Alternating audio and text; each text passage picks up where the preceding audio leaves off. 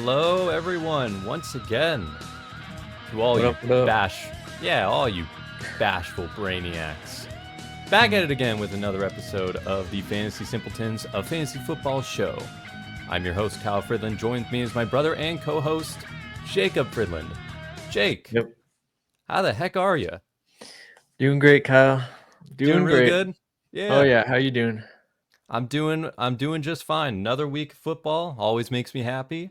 We got a lot to talk about today, and we're going to get right into it. But first, before we do, we got to get into the gist. The gist. We get this going here as we talk about our new biggest headline of the day, just revealed in the last couple of hours. The Browns named Joe Flacco as their Week 1 starter. I feel like this is sort of something that we all expected, especially since all the injuries from the other quarterbacks kind of kept everybody out of it, including Shedeur Sanders' most recent oblique injury. Anything you want to add on this, Jake? I mean, yeah, it's definitely to be expected, like you said. Just also because Joe Flacco has history in Kevin Stefanski's offense, so just kind of knows how to work in the schemes a little bit better than the rest of the QB room. So, it makes sense. Yeah. Absolutely. And for anybody that don't remember his time with the Browns his last go around, get David Njoku for early season.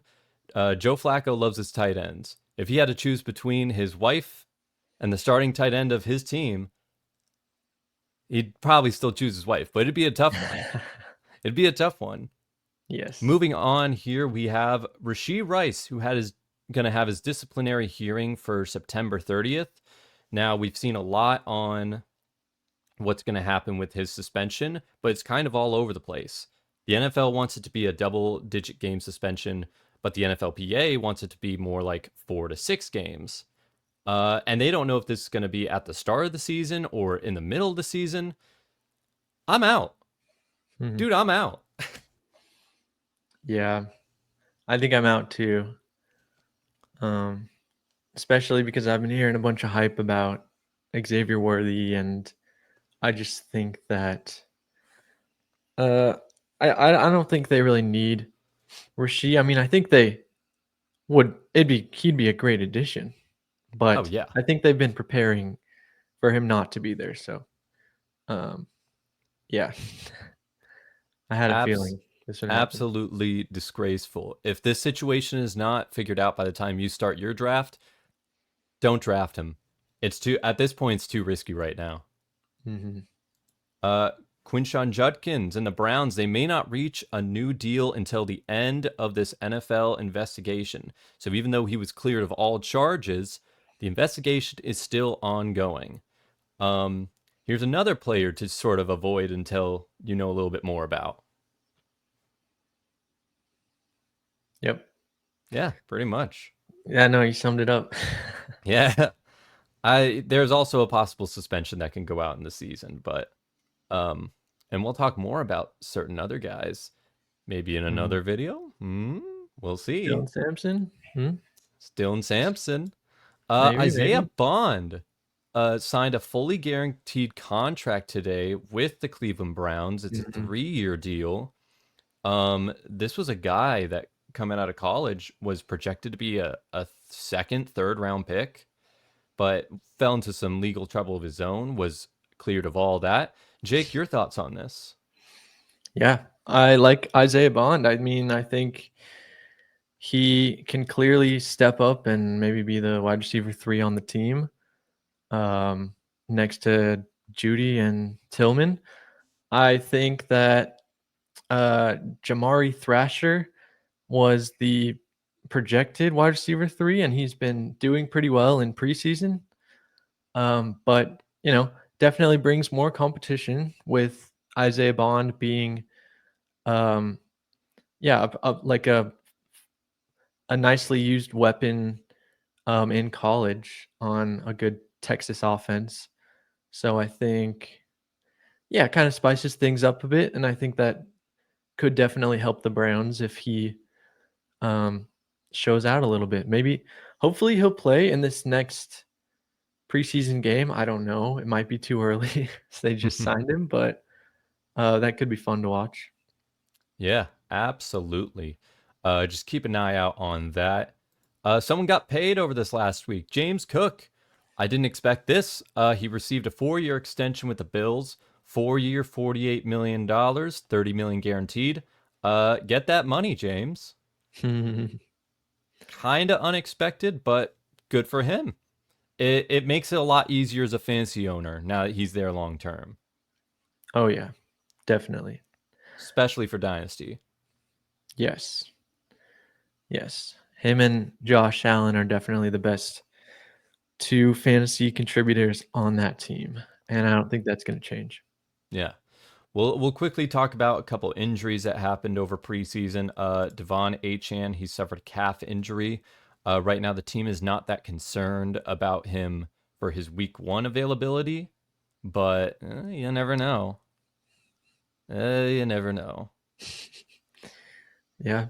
Yeah, always good. Go ahead. Oh, no, you go ahead. I was just going to say, always, it's always good to have depth pieces. And you never know what could happen with Jalen Wright and Ollie Gordon. Ollie Gordon. Ooh. So fun names to look Big at. Big fan of Ollie Gordon.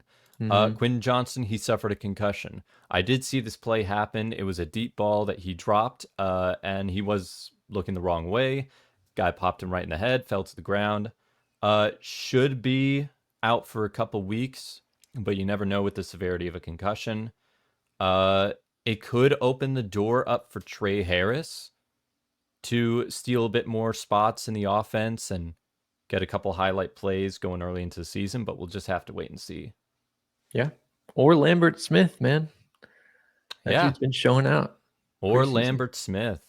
And lastly, and I think this is the most interesting, Commanders are trying to trade Brian Robinson. This is something that Jordan Schultz said yesterday, that he tweeted out that the Commanders were looking to trade him. As because of this, the stuff we're hearing now is that he's going to sit out this next preseason game just in case. And this is a developing situation that we got to follow closely on. Mm-hmm. Yeah, it should definitely open the room up for Austin Eckler, if Brian leaves, and Ja'Cory Krosky Merritt. Absolutely. He's a fun name to watch, the rookie.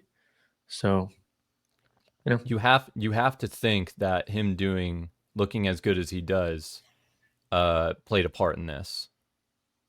So we're just gonna have to see. Brian Robinson is on the last year of his deal, so he might go to a team that's looking to be a bit of a contender. Yeah. But we will have to see on that. All right, that is it for the gist on today. Actually, one more thing, real quick. Almost forgot about this. Not as much news, but Brock Bowers, who got a new headshot the other day, man's bald. He's just straight up. I'm sure it's not that noticeable. Bald!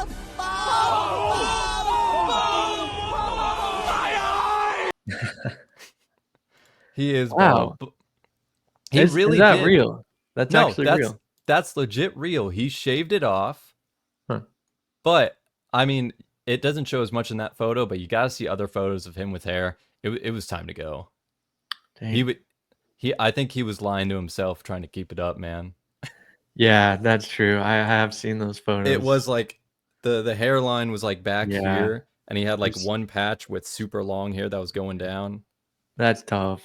It's tough, man. But at some point, you just got to make the decision. It's a sleek look, though. A sleek look. It is. It's the Kenneth Walker look. It's the Kenneth Walker. Yeah, but a white guy. What a white guy, yeah. What a white guy. All right. Let's get into this. Preseason week 2 just happened. I think it's easiest to talk about the games as they went. We'll start with some of the first games that happened. Cam Ward, who went 2 for 7 for 42 yards when he was playing. It was not that great of a performance by the offense, but I don't put this all on Cam Ward. Mm-hmm. I think it's a lot more of the receivers around him because they didn't have Calvin Ridley out there for too long. But when it's Calvin Ridley and Tyler Lockett, you have to expect some of the other receivers to step up. They have a lot of young guys, and Van Jefferson's another veteran that they had out there. Cam Ward just threw him a beautiful ball, and he just completely dropped it. Yeah, and he Does dropped this? another one too. I think he dropped two Yeah, he balls. dropped another one.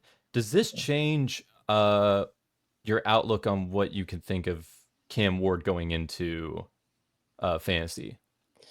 It does, and it's kind of funny because I think before the game, I saw some news that Cam Ward came out and was saying we have some of the best weapons. He thinks that they have some of the best weapons in the league, and I was like, oh, that's interesting. Maybe they do. But then, yeah, you see this, and it's hard to deny that. Well, first of all, I mean, Van Jefferson, I think that man's washed, to be Yeah, completely honest. I mean, let's be fully honest. Not trying to disrespect him, but as a player, he's moved around a lot. So, but there were some shining players, and I might be biased to this guy, but Alec Amenwar looked pretty good. Like he came out and he caught 4 balls for like 70 yards. He had like a 45-yard One of catch. the only highlight plays when Cam Ward was out there. Yeah, and that was he had a 45-yard catch on like the first play of the game with Cam Ward out. So, I mean, I think there are pieces that they can use. We haven't seen much of Tyler Lockett in the preseason, so we'll have to see with him. Obviously, Calvin Ridley will be used, but I think, yeah, it's tough when they have such a slim core. To really be a contending team, you need to have a little bit more than like one star. Yeah. And I think their stars Calvin Ridley. Outside of that, it's kind of tough. Best receiving core in the league. Maybe that might have meant something 5 years ago. That's what it feels like with these set of veterans. I feel the same way, but they probably don't see themselves as a contending team, at least not this year. Yeah, They're going to be figuring it out. for sure. But that leads us right into the next person. Next team we're going to talk about is our team, our boys, the Seattle Seahawks. Man, did they look good out there. And I know it's preseason. You're not supposed to overreact. But my goodness, when you've been used to an offensive line for a decade that's just been completely swallowed up, and then you watch that game in every hole, it was like Moses and the Red Seas parting on every single run play. Zach Charbonnet looked incredible. Oof. It was. I hope this is a nice little slice of the full pie that we get to see when the season starts. Oh yeah, it's so exciting, dude. Well, as a Seahawks fan, obviously it's exciting, but yeah, I mean, and against the Chiefs, nonetheless, it's a preseason game, but still, like the Chiefs, I don't know. They were playing most of their starters, not like stars like Chris Jones, but most of the starters were out there, so that is a good sign. Yeah, and their the Seahawks offensive line. I mean, they were just opening up holes for Zach Charbonnet and Martinez to just break through, bro. It was fun to watch as a Seahawks fan. You cannot get me to not believe that they didn't clone Gray Zabel and just put him in multiple parts of that interior. Because I can't believe it was just one guy. Maybe that's what Clint Kubiak's doing. Maybe he came in with a new scheme and just completely reinvented him. But totally. I saw an interview with Mike McDaniel, and he was talking about that, just how it is Clint Kubiak's offense now. They kind of completely went in his direction. Yeah. And it could really pan out. And I mean, they look good in preseason, so we will see what happens. But it's We will exciting. absolutely see, but it's a good starting point. Yes. Next, I want to talk about the New England Patriots. When they played their game, there were two people that stood out. One of them we already know a lot about, TreVeyon Henderson. But this is a new development. This guy's name is Efton Chism III. He's a wide receiver for the Patriots that I started noticing because he started taking first team reps, and he has looked very good in preseason thus far. If you look at this touchdown here, look at the plays he makes. The amount of guys that he gets through. Mhm.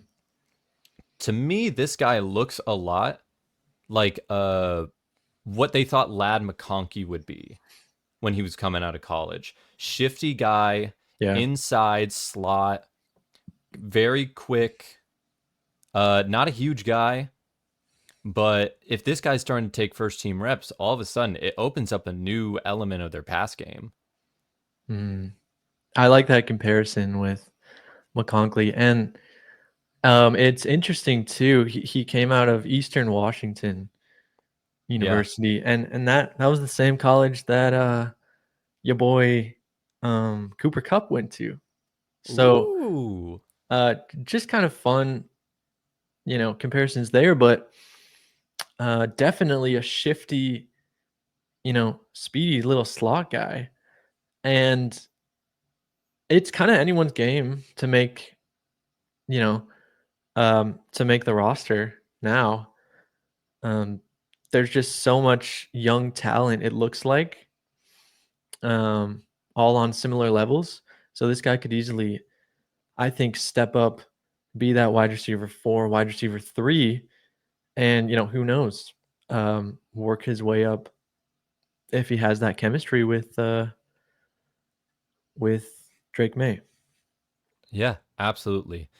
Sidebar, TreVeyon Henderson, not much to say there. He looks great again. He had another great game. He had a touchdown. His draft stock will probably only rise from here, making me very sad. Next up here, we're going to talk about the Colts QB situation. Once again, part 2. I don't like it. I don't like talking about Anthony Richardson. He looks better. He was healthy when he was out there. He had some nice deep balls because obviously he has a cannon for an arm. Daniel Jones, statistically, he looked fine, but there were multiple plays, especially one with Tyler Warren, where Tyler Warren was wide open and he missed him by like 10 yards. So I'm still not excited about this duo. Not yet. Yeah, nor am I. I don't even have much to say on the matter. I think I've kind of just shut myself off from the Colts offense. It's a little disappointing to me. So it's not super fun to watch this off season. I'll pay more attention, I think, during the season. Yeah. But yeah. Also, Mo Alley Cox. Why was he getting multiple receptions to start the game? Tyler Warren's right there. Use him. He could be used in so many different ways. Yeah, that's very true. But if we move on to another quarterback situation, Dillon Gabriel. Dillon Gabriel finally got his chance to start. Now, Shedeur Sanders didn't get the chance to play because of his oblique injury. But I watched Dillon Gabriel very closely. From what I saw, he looked good. He looked solidly accurate, 13 of 18. No, like, massive big plays, nothing that, like, jumps out at you. But he looked like a very solid player outside of he had one bad interception. Yeah. That I don't think was fully his fault, but it kind of also mostly was. Yeah. And I don't know, it's interesting to compare his preseason game against Shedeur's, right? Yeah.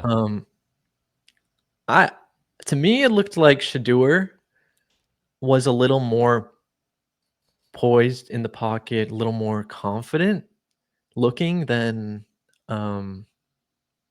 Dillon, but it's anyone's game, right? To be that uh, QB3, QB2 on the roster. And I think we're going to hear more from Kevin Stefanski tomorrow about roster sizing and the direction they want to go, I heard.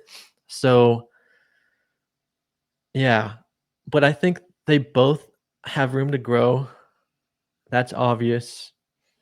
And I don't really see now that Joe Flacco's named the starter. Um, I don't know why they wouldn't just take the chance on both of the rookies and then just have them compete. Um, you know, for that backup position during the season at some point. Yeah. I think that might be the direction they take it, but we'll see. Also, I found this kind of funny. Yeah.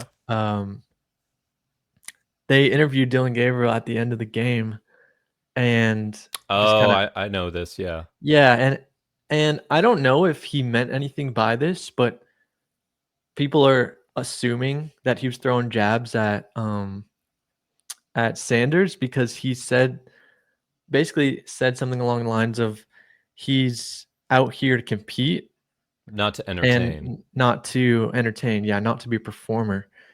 And people kind of took that as like he's throwing jabs at Shador because they're a little bit different in the styles of play. But go ahead. I will say, I think that was taken slightly out of context. From what I understand, it was more about asking how he deals with like crowd situations or like deals with social media presences. So I think because they took the quote out of context, it immediately looked like he was talking about Shador. Yeah, I agree. I think, but because I watched the whole quote and he was like basing it.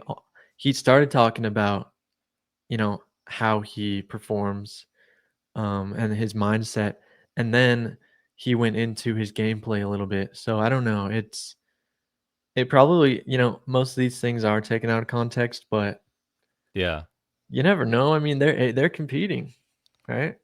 If I could compare the two real quick, it would be Dillon Gabriel. I think he looked slightly more polished than Shador, but Shador looks more exciting.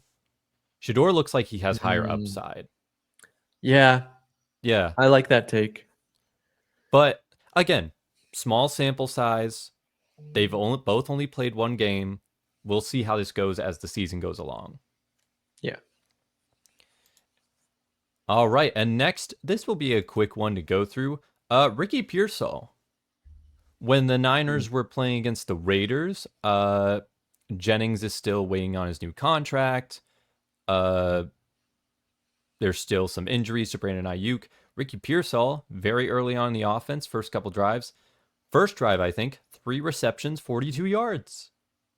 It's a nice little indicator of what he would do if essentially he's alone on that offense. If it gets to that point, absolutely draft him where he is getting drafted right now, which is, I think, around the 9th round. Mm-hmm. Sure. And I mean, I've been thinking about, how there are a couple other options on the team that we haven't seen much of, but could step up to the occasion. So I'd say, like, maybe don't be afraid to take some of the backups, presumed backups in case things, go differently in this offense. They could step up, like the Jacob Crowning or Jaden Watkins, I think is his name. But it gets to a point where it's a little hard because they've lost so much depth that you're really having to scratch to find some people late. Yes, but I mean, you never know though, Yeah, you never Gems know. gems are made under pressure, and um, some of these guys have had flashes in the past, but it's a tough situation. So I don't know. Just You're throwing that out absolutely right, Jake. It's definitely gonna be Robbie Chosen. Chosen Anderson. Oh yeah, All right. everyone except for Chosen. Everybody except for I'd Chosen. say I forgot that man was even on the team. I'd To be say honest. this was the biggest winner of preseason. We're going to talk about your guy. You've been talking a lot about this guy, Stetson Bennett. Stetson Bennett, he played from the first snap in this preseason game to the last. He played the entire game. He went 28 for 40. He had 324 yards. He had 3 touchdowns. The most impressive of which came in the final 20 seconds of the game, where he converted on a 4th down and then a touchdown to win. A big day for Stetson Bennett. Mhm. Yeah, I think it's exciting. Like 50-50 balls. And Mm. to me, those didn't look like good reads, right? But, the guys were covered pretty well. So I just think the wide receivers were doing a lot of the work in Ooh. in getting him the yardage. That's just what it looked like.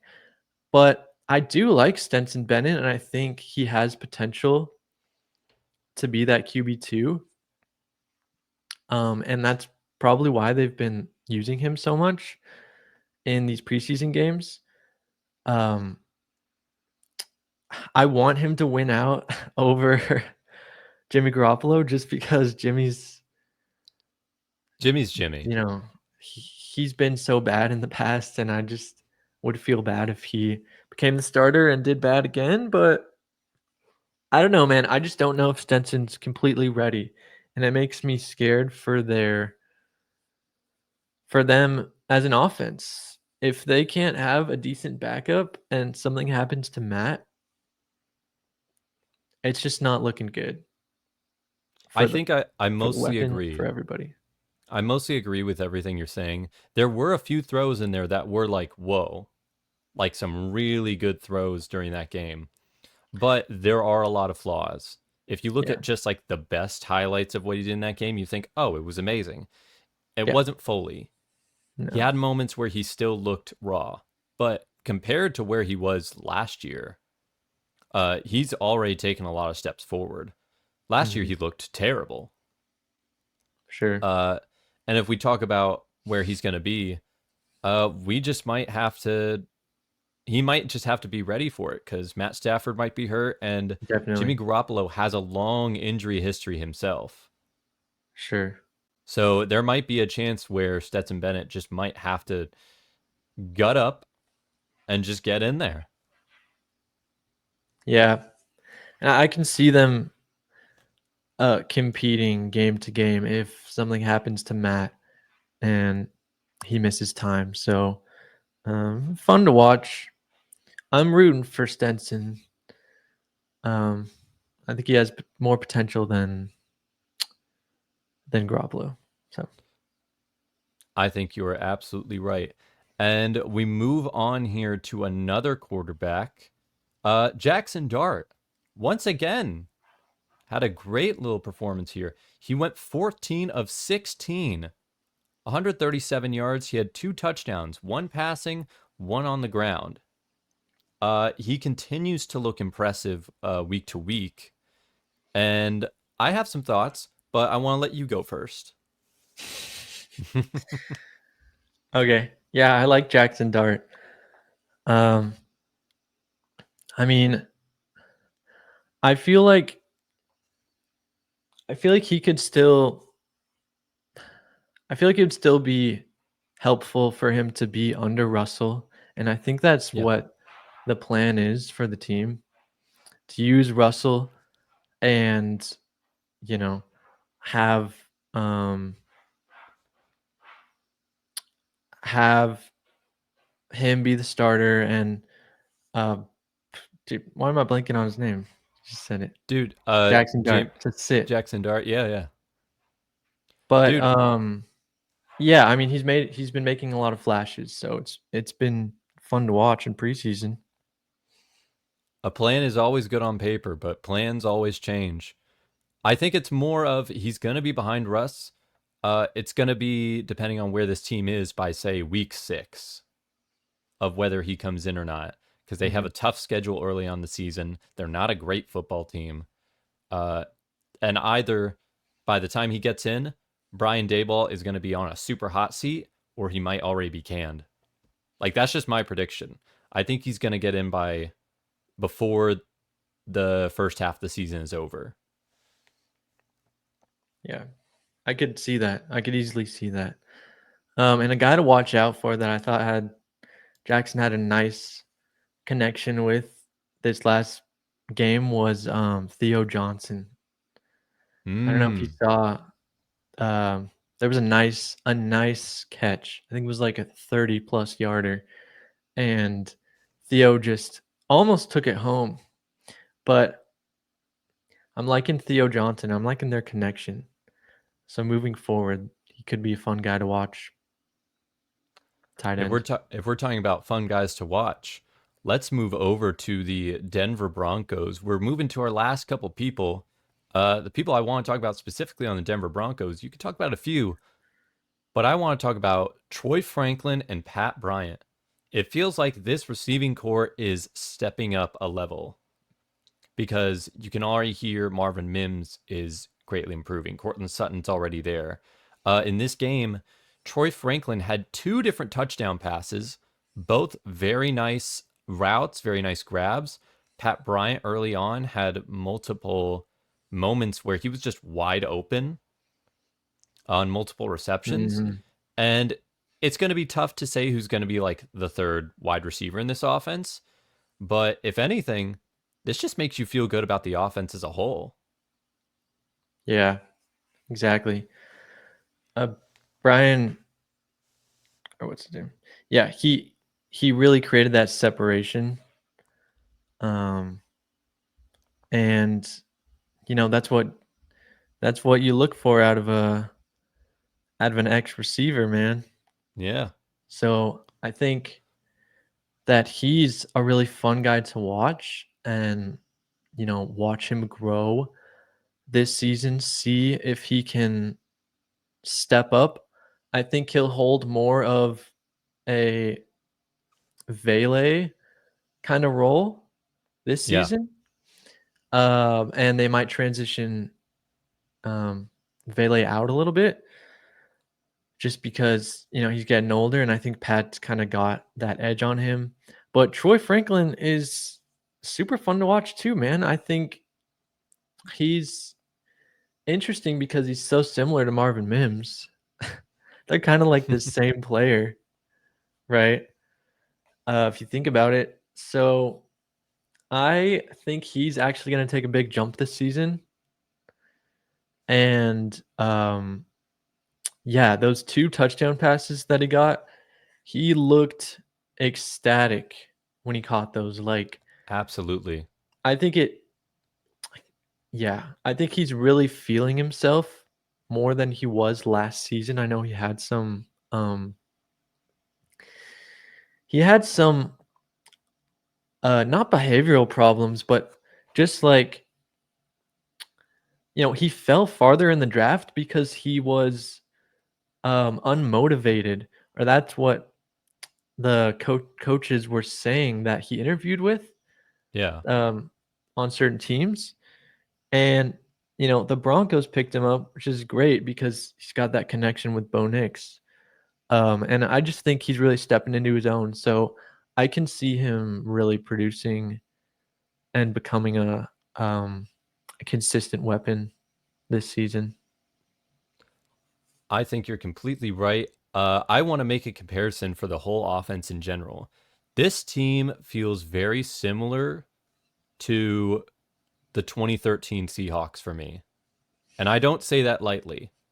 Not only do you have what's becoming an elite defense on what side of the ball, but if you look at the offense, they want to focus a lot on the run game. establish the run game. You have a young quarterback in his second year that did way better than everyone's expectations for him, that was one of the top touchdown passers of last year.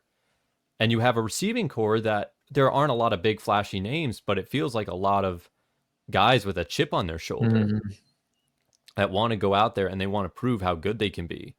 Yeah. This is a young, scrappy team, and I think we should be considering them as a genuine Super Bowl contender. Yeah. Like that's how far I'm going.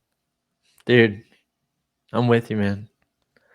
I'm with you. I think now that they have that run game kind of established and it looks like, they got two pretty good runners. Yeah, it's an improvement over last season. It's so much more of an improvement. And last year they did great with what they had. So the fact that they're looking better is it's really nice. Nice to see. So they could go far. Yeah. And Evan Ingram's there too. Yes. And the last thing we're going to talk about, we're going to finish it off with the Saints. One more QB battle just for fun. Tyler Shuck and Spencer Rattler. This time, they did a little flip. They did a little change up. Tyler Shuck started the game, and Spencer Rattler came in second. Both of them actually looked fairly decent, fairly solid. Spencer Rattler had some nice throws. He actually had a touchdown pass, I believe. Yes, but he also had an interception. 18 of 24. Tyler Shuck went 9 of 12. He had one throw that on paper you looked at, it's like, wow, what an amazing throw. I think he got a little lucky because it was like right next to the defender and the receiver. It was like this impossible window. But generally, yeah, I'm not really sure who they're going to choose week 1 if they decide to do this kind of switch up. Yeah, I agree. It's whoa, sorry. My mic. Mistakes. There we go. It just doesn't look good, man. I don't know what to say. Like, from a fantasy perspective, right? If we're looking at the QB room for the Saints, it's eerily similar, in my opinion, to the QB room of the Colts. It's something you want to stay away from. It's something that is just going to be left on the waiver wire, right? Probably all season. Let's be real. Let's be fully real. Both guys are gonna struggle. Yes, most likely. And that's what it's shown in the preseason. It is very much up in the air still on which one of these guys is going to kind of come up and be that starter. I think Tyler Shuck has been the presumed starter just because of his experience.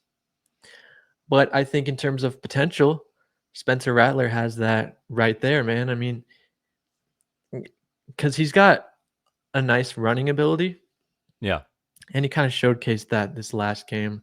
And, he made some decent passes. So I'm personally higher on Spencer. What about yourself? I think I'm just a tiny bit higher on Spencer, but it's not by much. Yeah. It's not really by much.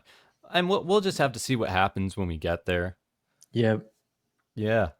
But other than that, as far as preseason week 2 goes, that about does it. There's a few guys that we did not mention here today, but that's because we're going to talk about them in a future video coming up, where we're going to talk about some sleepers. Oh, yeah. All different types of sleepers. Make sure to tune in for that. If you're watching and if you think anybody stood in the preseason that we didn't talk about, maybe leave a comment down below. Let us know. We'd love to talk back. We'd love to make a little chat. Mm-hmm. But that is going to do it for us today. Thank you so much for listening. And any final thoughts, Jake? No, you pretty much summed it up. Just appreciate you guys, anyone who's listening, and stay tuned for more. Pumping out a lot of content, and hopefully, you can take something away from it. If not, hopefully it's entertaining. And Yep. if not, then if not to any of those things, then Then just this is just fun for stop us. watching. So. Just stop watching Yeah, if you're not just stop entertained. watching. Yeah, we It's don't fun need for you. us. But it's yeah, fun. Thank you guys. Follow us on Instagram, on X, on TikTok, listen to us on Spotify and on Apple Podcasts. Yeah, all right. That's pretty much it. Yeah, in a complex world, stay simple. Good night, everyone.